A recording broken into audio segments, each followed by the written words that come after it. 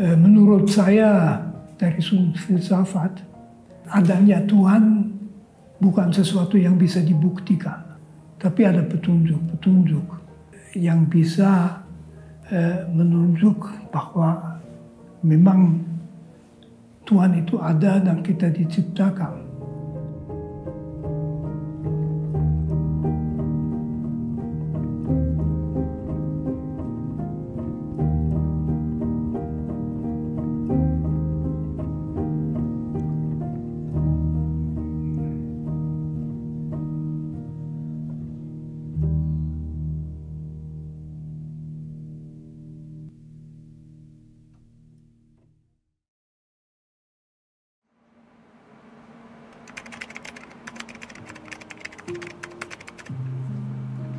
Saya selama 8 tahun masih di Silesia, di desa saya Eckersdorf. Kami memang bangsawan di situ, kami kastil yang besar. Kami mempunyai di Silesia sekitar 10.000 hektar. Saya sekolah di SD bersama yang lain-lain. Saya masih ingat di musim panas kami sekolah tanpa pakai sepatu. Lalu pertengahan tahun 1944 kami mengunjungi kakek yang punya kastil di Cekoslowakia Barat, di daerah Sudeten, itu daerah berbahasa Jerman. Kami ditinggalkan di situ karena ibu saya sudah mendapat peringatan ancaman tentara Rusia yang sedang datang. Dia sendiri masih pulang, jadi saya lalu tidak lagi kembali. Kemudian Januari ibu kembali ke tempat kami dan kami mengalami akhir perang dari sudut Amerika. Saya masih ingat saya pernah ditembaki pesawat itu. Saya dengan adik perempuan saya dan saudara saya seumur laki-laki, jadi belum 9 tahun itu, jalan ke ladang mengejar kelinci. Lalu saya masih ingat satu pesawat datang menembaki kami jatuh saja ke tanah, tidak kena. Saya juga mengalami 3 hari kami di granat oleh tentara Amerika. Anehnya mereka tidak pintar menembak karena di sekitar kastil kami hitung 200 lubang granat masuk, tetapi kastil sendiri tidak kena. Lalu kami oleh tentara Amerika di ultimatum sehingga seluruh kota masuk ke hutan. Kami dibawa ke Jerman, kemudian dalam truk semua orang Jerman dibawa keluar dari daerah itu. Ayah saya tahanan Rusia sampai tahun 48. Silesia itu sebetulnya secara historis menjadi dihuni oleh orang Jerman dari abad ke-12, kemudian termasuk Bohemia dari Austria. Di abad ke-18 ada perang antara Prusia dan Austria. Austria kalah, Silesia menjadi dibayar kepada Prusia dan menjadi Jerman. Sejak itu keluarga saya sangat Katolik.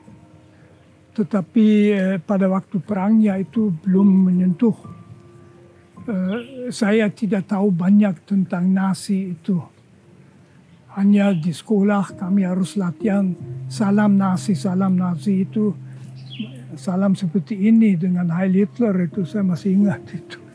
Kami sebetulnya tidak tahu apa itu. Saya masih terlalu kecil. 2 kakak ibu saya sudah menjadi Yesuit. Ayah saya sangat menghormati keputusan saya saja, saya kira itu. Dia mungkin tidak menginginkan itu, tapi tidak pernah saya alami kesulitan. Ayah saya mengantar saya ke novisiat tempat pertama Yesuit itu dengan mobil itu. Bahwa saya turunkan saya di depan pintu lalu dia pulang. Itu cara dulu.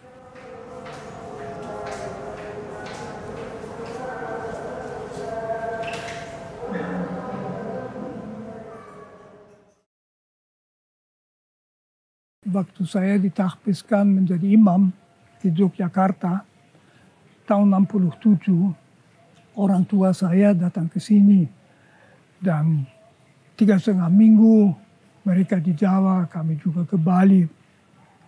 Dan mereka mendapat kesan baik, jadi mereka merasa bahwa Indonesia itu tempat yang bagus.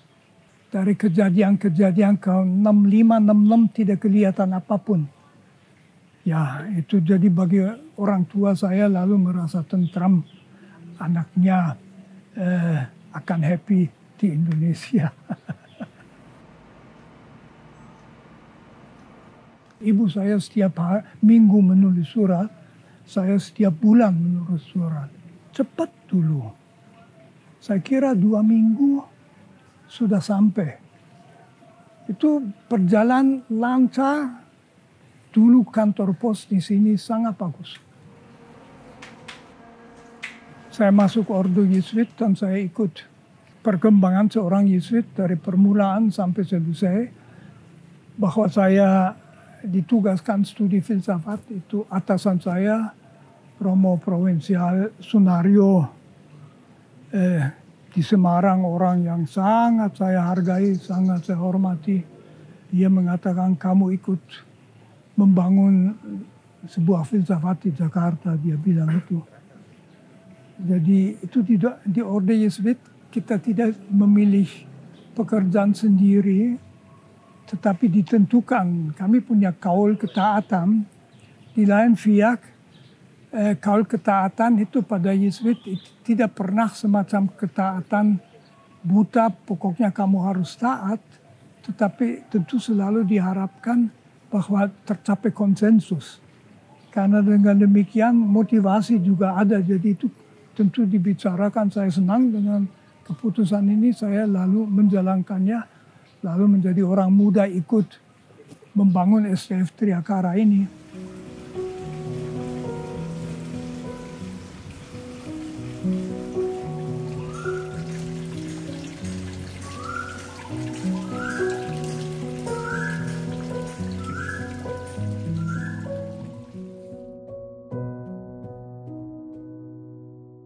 Kami 3 orang, sama saya 2 Yesuit Swiss, 1 pesawat mendarat di Kemayoran, lalu beberapa hari di Canisius di Jakarta, tapi kemudian kereta api ke Jawa Tengah dan kami 1,5 tahun sekolah bahasa di tempat yang namanya Girisonto dekat Ungaran. Kami lalu belajar bahasa Jawa dulu dan kami punya teman-teman itu Yesuit Indonesia semua Jawa yang ada di Girisonto juga. Di kami omong dengan mereka semula bahasa Inggris. Kebijakan untuk belajar bahasa Jawa dulu itu diambil karena kebanyakan Yesuit bekerja di Jawa Tengah dan Jogja. Di situ harus bisa bahasa Jawa. Saya tentu merasa amat sangat beruntung dengan belajar bahasa Jawa karena itu membantu juga untuk belajar bahasa Indonesia. Bahasa Indonesia hanya butuh 3 bulan kemudian. Tapi bahasa Jawa saya dapat 13 bulan. Bahasa Jawa tidak gampang, tetapi menarik karena itu bahasa yang amat berbeda dalam struktur dengan bahasa-bahasa Indo-Eropa.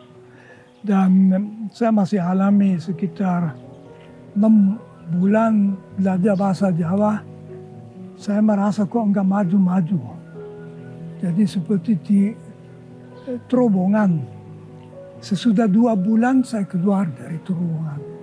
Dan mendadak saya mulai mengerti. Lalu saya 3 bulan di Desa Boro di Kulon Progo, itu sebuah paroki Katolik. Daerah Jawa Tulen itu hanya omong Jawa termasuk dengan pastor yang orang Belanda.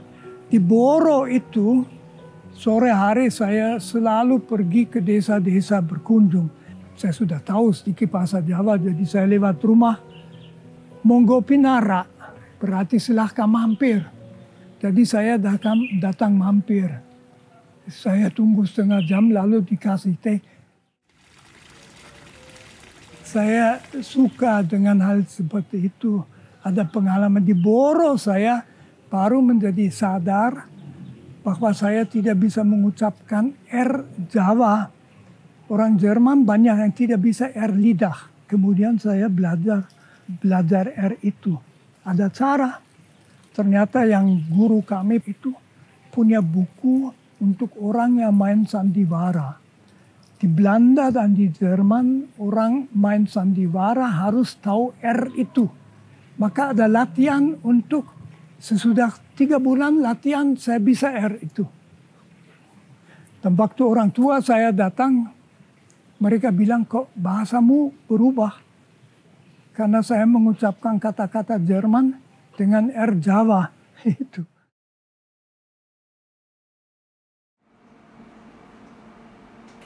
Ordo Jesuit mempunyai pekerjaan misi.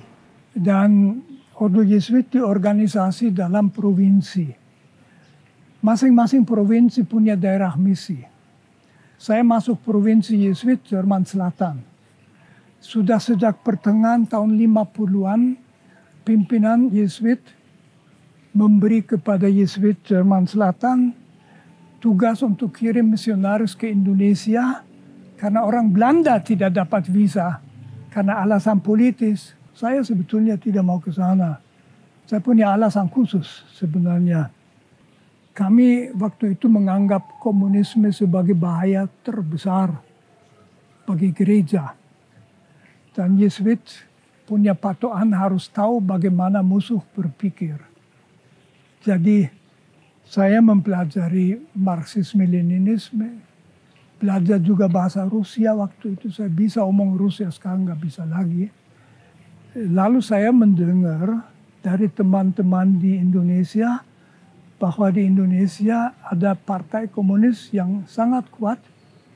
Misionaris semua takut. PKI.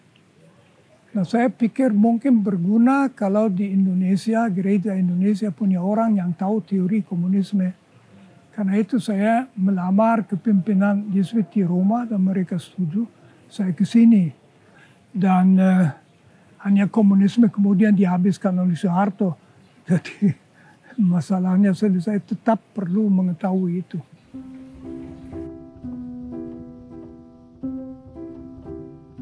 Saya terpesona dengan Jawa. Begitu saya masuk bahasa, saya merasa itu bahasa yang bagus. Yang sampai sekarang saya sangat senang dengan, saya merasa panggilan ke Jawa itu, ke Indonesia lewat pintu Jawa. Jadi macam kesopanan Jawa, kehalusan Jawa, ya itu suatu budaya hati yang tinggi, keterbukaan, keagamaan juga. Di orang Jawa itu, di filsafat barat, manusia mempunyai 2 kekuatan intelektual. Menalar dan menghendaki. Jawa punya satu lagi. Rasa. Saya menulis tulisan dalam bahasa Jerman mengenai itu. Itu sesuatu yang dalam filsafat barat tidak tertampung. Bagi orang Jawa yang penting memperdalam rasa. Kalau mau lebih menghayati Tuhan dengan memperdalam rasa. Jadi pengetahuan otak, pikiran juga penting. Tapi yang paling penting rasa. Nah, rasa memungkinkan menghormati rasa orang lain.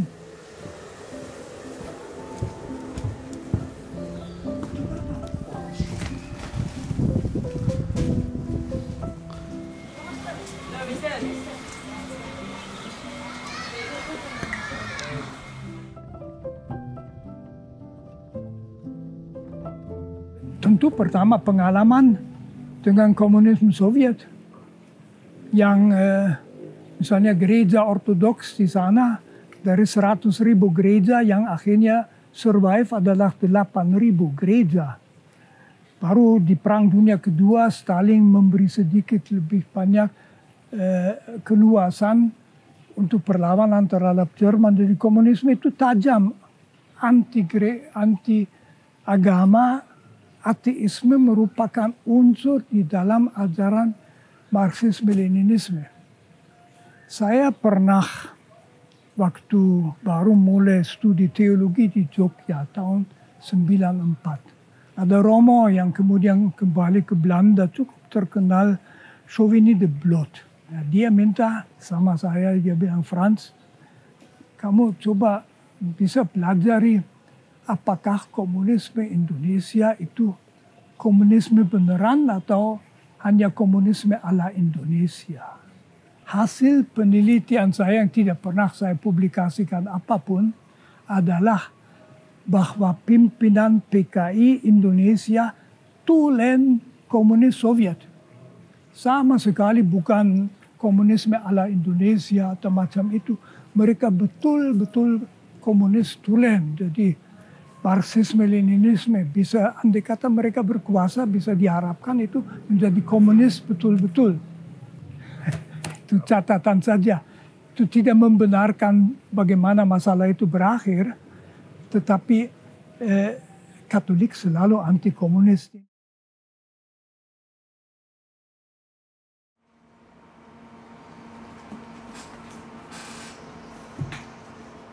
Yang jelas kita punya satu ancaman itu adalah populisme.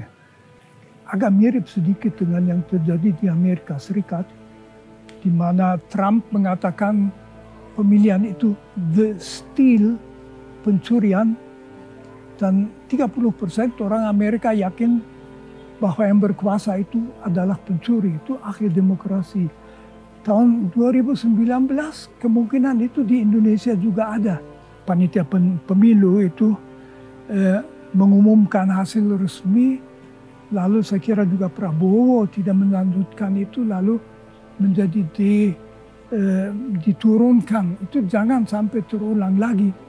Jadi kita memerlukan seorang presiden yang Pancasilais dalam arti bukan hanya abstrak teoritis, tetapi bersedia membangun hubungan positif yang ada antara umat beragama.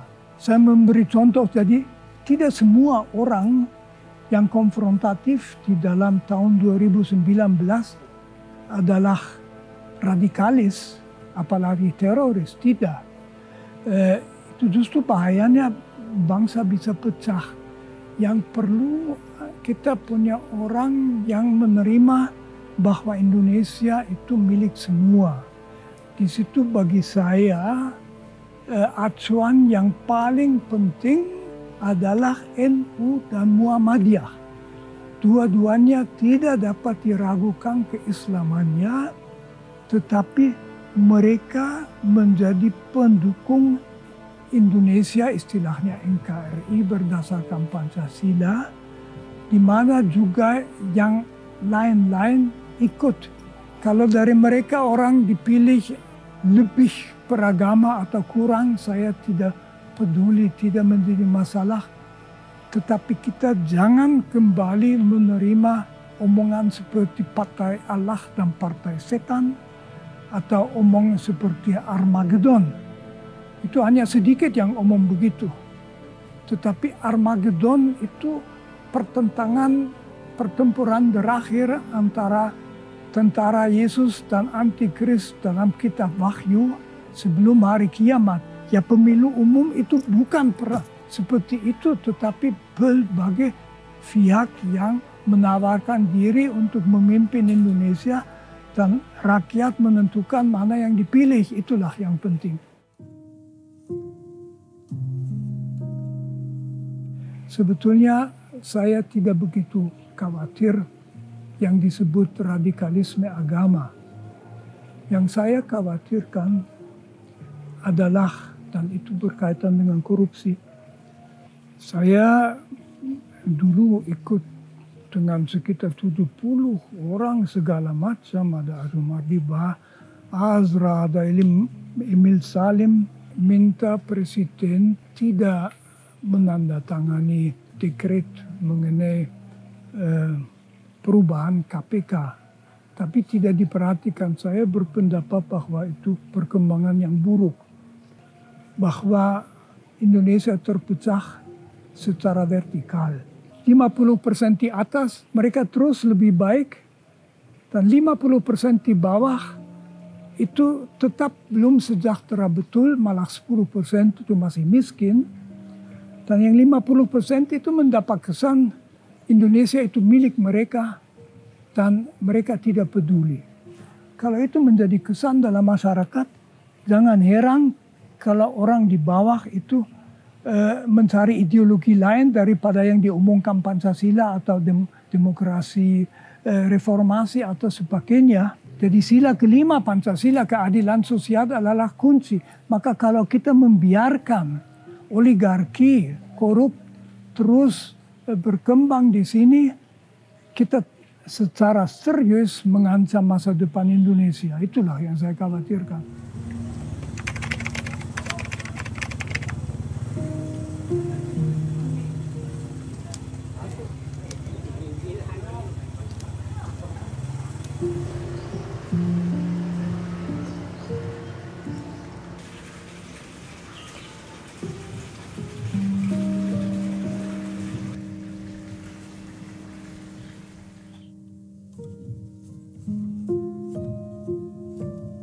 Filsafat sebetulnya adalah usaha manusia untuk mempertanyakan kebenaran dari apa yang menjadi anggapannya. Filsafat memang semula menjadi ajaran kebijaksanaan, tapi ini kemudian dilepaskan. Misalnya dari agama barangkali mendapat lebih banyak kebijaksanaan, tapi filsafat itu ilmu kritis.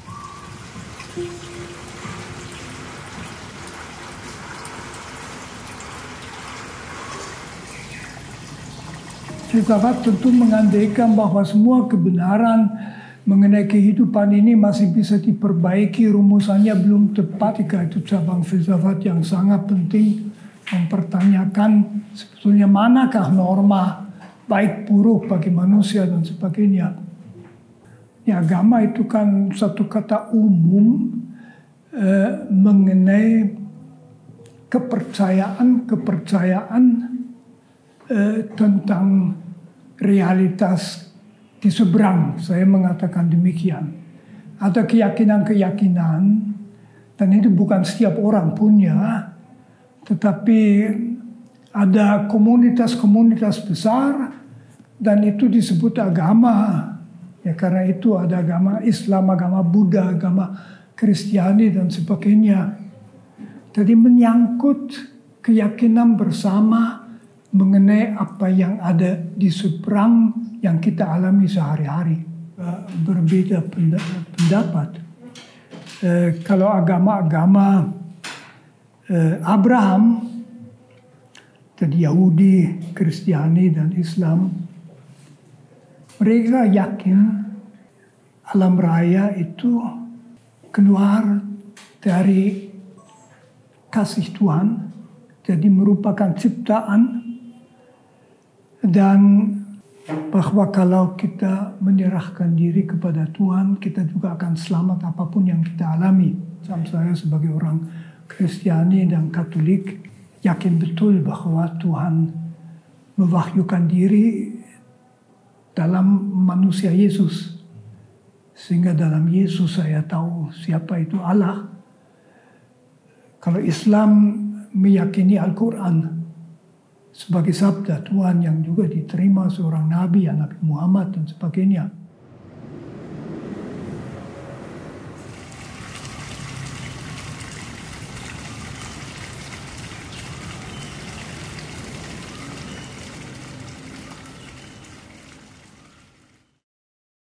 Akhirnya mengenai Tuhan yang penting sebetulnya bukan hal-hal yang abstrak, tetapi bahwa kalau orang percaya kepada Tuhan, hidup juga harus menjadi kesaksian tentang kepercayaan itu.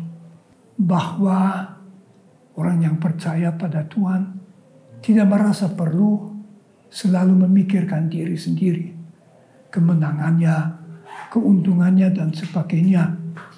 Jadi dia itu terbuka di situ, kasih Tuhan mulai kelihatan dalam dia itu. Menurut saya dari sudut filsafat, adanya Tuhan bukan sesuatu yang bisa dibuktikan, tapi ada petunjuk-petunjuk yang bisa menunjuk bahwa memang Tuhan itu ada dan kita diciptakan. Saya punya dalam keluarga saja ateis. Jadi saya tahu bagaimana mereka berpikir. Saya tidak terlalu khawatir. Mereka juga orang baik. Saya juga yakin mereka kemudian akan terbuka matanya. Pada saat kematian akan terjadi the great surprise dan a lovely surprise.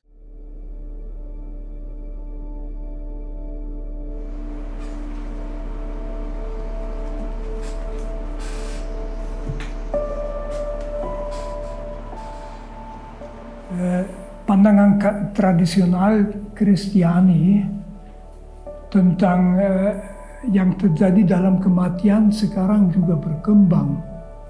Bagi saya juga lalu muncul pertanyaan, neraka itu apa? Di dalam tradisi Katolik itu dulu, neraka itu dengan gembira digambarkan segala macam. Ada lukisan mengenai neraka. Misalnya dari Vasari di dalam Duomo di Firenze itu saya pernah naik ke atas. Itu pengadilan terakhir.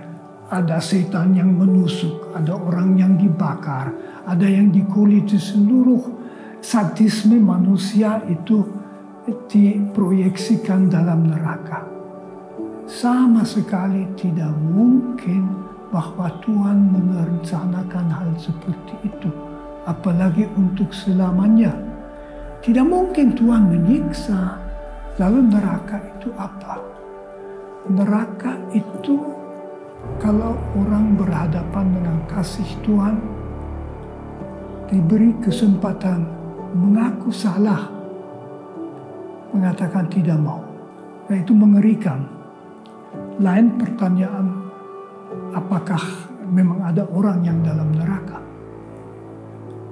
Itu pun dalam teologi Katolik ada bisa juga neraka itu kosong. Jadi mengatakan neraka itu tidak perlu dikhawatirkan itu salah benar. Sekurang-kurangnya Yesus itu beberapa kali memperingatkan dengan jelas.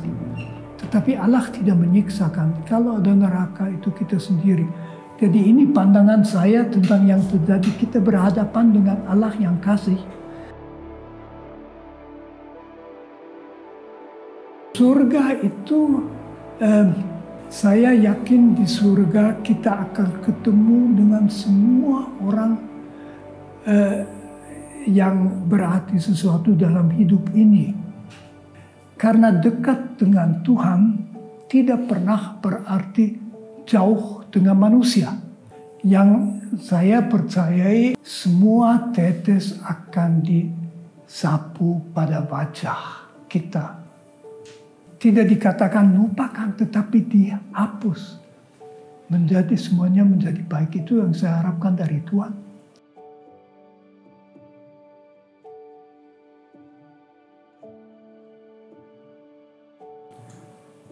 Saya tentu tidak tahu apa yang akan saya alami kalau saya mati. Saya bandingkan itu dengan tiang besi besar di stasiun Paddington yang ditabrak oleh Harry Potter dan teman-temannya. Mereka menabrak itu tertelan, hibus, hilang. Dan orang-orang di peron itu heran, terjadi apa kok? Kita tidak tahu ada apa di belakangnya. Tentu para fan Harry Potter tahu bahwa dia sampai ke peron 9.34 di mana kereta api Hogwarts Express berangkat. Kita yang mati semua menabrak tembok itu, tertutup. Saya tidak yakin bahwa pre-death experiences sangat relevan. Karena semua orang itu belum mati. Jadi itu belum kematian, itu pra-kematian. Bisa dijelaskan psikologis yang mereka alami. Tetapi saya mengharapkan sesuatu. Yang saya harapkan bahwa kita keluar dari tembok itu, kita berhadapan dengan Tuhan. Dan Tuhan itu siapa itu? Tuhan itu tiga. Tuhan itu kebenaran, Tuhan itu keadilan, dan Tuhan itu kasih.